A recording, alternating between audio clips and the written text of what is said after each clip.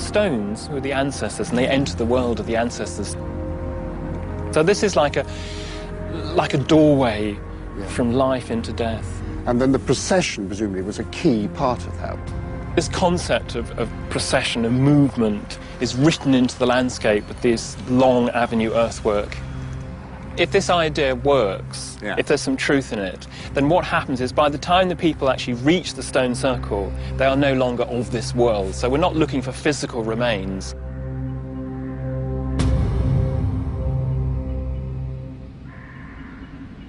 Indeed, no human remains have been found at the centre of Stonehenge. The passage from sunrise to sunset is the journey from birth to death. The transition from wood to stone represents the way in which our soft bodies eventually turn to hard white bone. Although the avenue that linked the living and the dead at Stonehenge has been almost erased, there is one still standing at Avebury, which can give us a good idea of how the procession might have looked.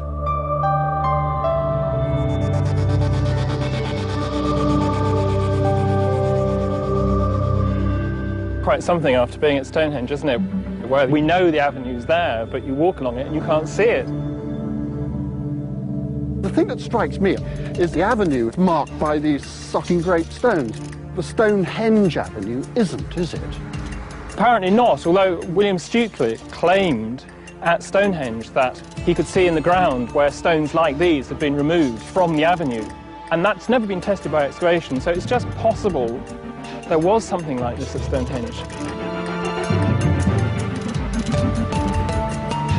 Somehow you feel that these stones are actually enclosing a space that is special, that is sacred in some way.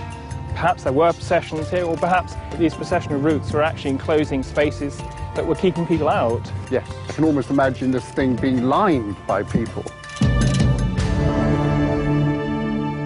But Stonehenge and Avebury did not stand alone. Like churches today, stone circles were dotted all over the landscape. Archaeologists are currently looking for the remains of one right next to the Avebury Avenue. Mr. Faulkner, mid-19th century antiquary, claimed when he was riding a horse in this area that he spotted the remains of a stone circle. There is one stone which remains standing. Now Faulkner thought that he saw two further stones which were lying flat, then a series of hollows that marked the positions of other stones which had been removed or had been broken up and taken away. Yeah. These are the remains of a stone which have actually been deliberately smashed up. It's in the right place, but of course two stones don't make a circle, so we've got to look for more if we're really going to demonstrate that Mr. Faulkner was right.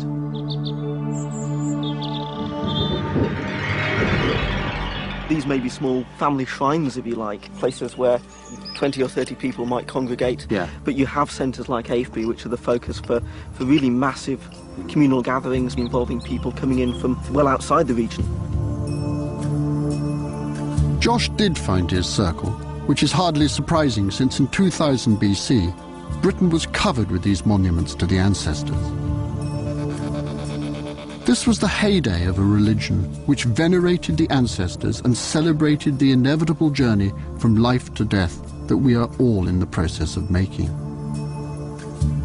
But why were the dead ancestors so important to these people? Why did they believe that they could walk the souls of the dead into the afterlife? What lay behind this macabre rehearsal for death? So why were the ancestors so important to these people that they were prepared to worship them as gods? To understand the origins of these beliefs, we have to go back to a time long, long before the construction of the Great Henges. Trying to understand a religion without knowing its origins is rather like attempting to explain the meaning of the Christian cross without knowing the story of the crucifixion. In search of origins, we must travel back 6,000 years to the time when the first religious monuments began to appear. This was also the time when people began a new agricultural way of life, and it's not a coincidence.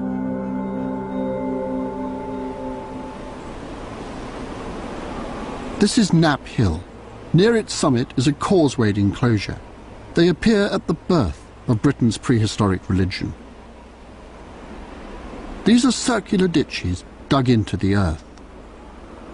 A radical new idea about what they mean has come from archaeologist Richard Bradley.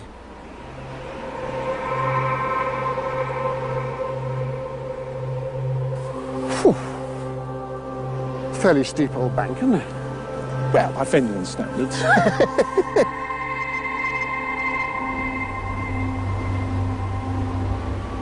So that's the ditch, is it? That's the ditch. Richard believes that these ditches represent a completely new relationship between humans and the land. Well, it's very dark green. Yeah, because the grass is taking advantage of the moisture. It's growing better at this time of year than the area around it. Runs for, what, about 10 metres, probably about 2 metres deep. Yeah. And the spoil they dig out from it is the bank we're standing on. Right. Probably 3,500 BC. You could make an argument, make a case for these being the first ceremonial sites. Yes, I think they are. What do you think lay behind them? I mean, here we are in a fantastic location, halfway to the sky. I mean, what do you think was going on? People are adopting a totally different way of life. Yeah. Often seek security in an origin myth, a belief about how things came to be. And I think we can understand the monuments in this country in terms of a real or imagined origin in distant places and in a different sort of world.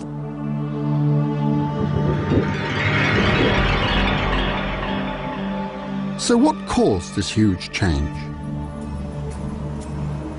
I think there's a very big change when people start using crops and animals.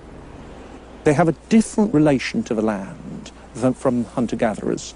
Right. Hunter-gatherers tend to take from nature, to act in partnership with nature, in a sense to operate in harmony with nature. They don't impose, and generally they don't own resources.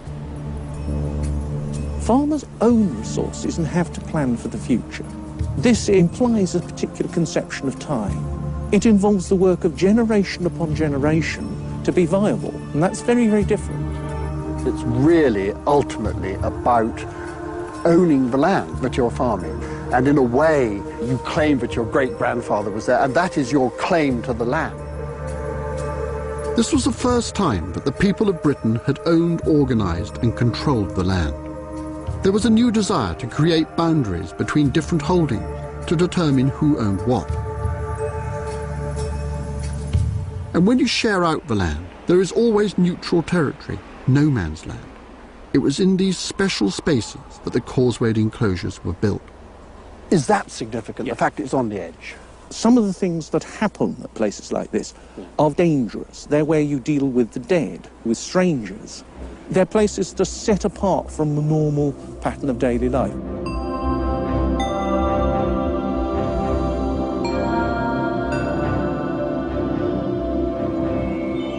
In this new farming landscape, the cult of the ancestors is born. Their influence was necessary for the continued fertility of the land. For the ancient Britons, the discovery of crops, something which when you cut it down can be regrown from the seeds of the dead, must have been a kind of magic.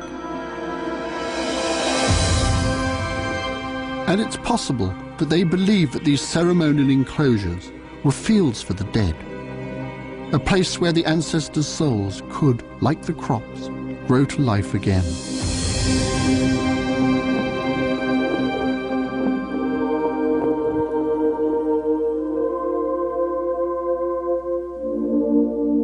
These fields for the dead were everywhere in the landscape, and they remained special places for thousands of years. Maiden Castle in Dorset is a magnificent hill fort which started life as a causewayed enclosure 6,000 years ago. Okay, well, we're standing on this big lump here, which is an artificial bank. But this bank itself is built on top of a very much earlier one that was built about just after 4000 BC. Yeah. And that monument is the earliest thing that we know on this hilltop.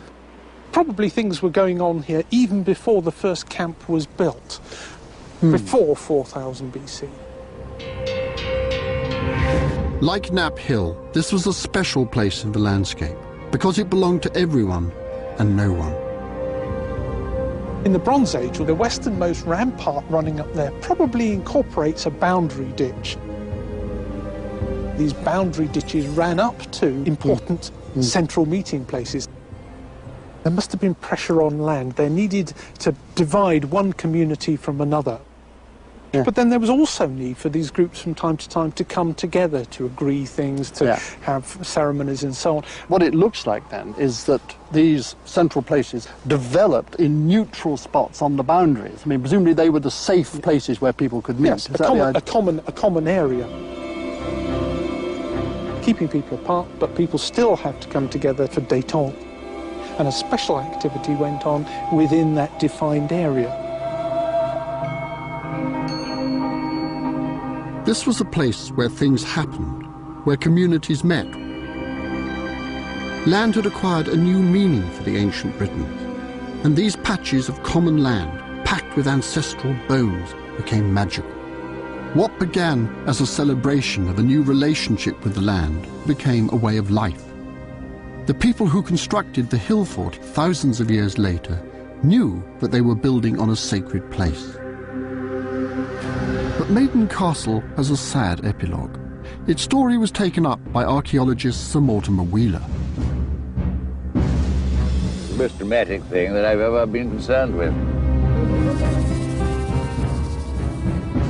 He found what he believed were the remains of a vicious battle between the Romans and the ancient Britons. I've got a clear vision almost of what happened and how it happened. They came in a rush. It's the only way they could do it. They got in amongst these chaps. They cut down the defenders, in mass formation almost.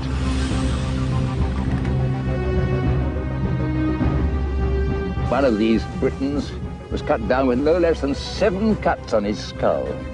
It was a massacre. The place was littered with corpses in no time. We found 40 of them, all with fatal wounds. It was very vivid. It was dramatic.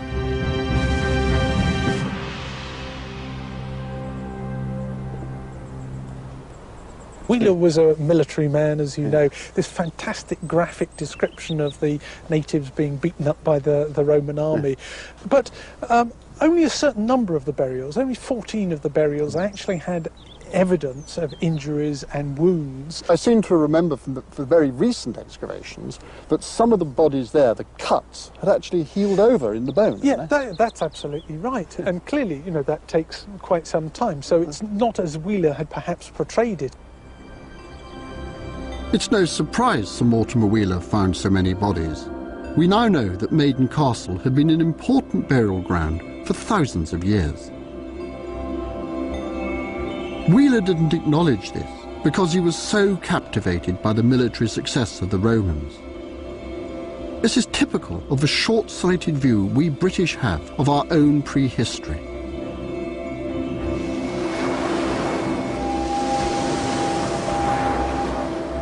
Look at our buildings, our heroes, the way we work ourselves into the ground, the dark history of our imperialism, and we look like the sons and daughters of Rome.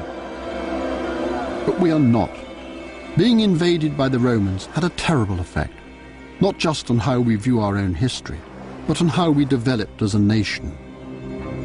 We've come to believe the Roman colonization of this country was a civilizing act, when in fact it was a brutal suppression. It's hardly surprising that we did the same thing to countries in Africa and Asia 2,000 years later. It's time to let go of our Roman inheritance and embrace our real heritage. At Maiden Castle, the only sign that the Romans were ever here is a rather insignificant temple, which barely scratches the surface of this great monument.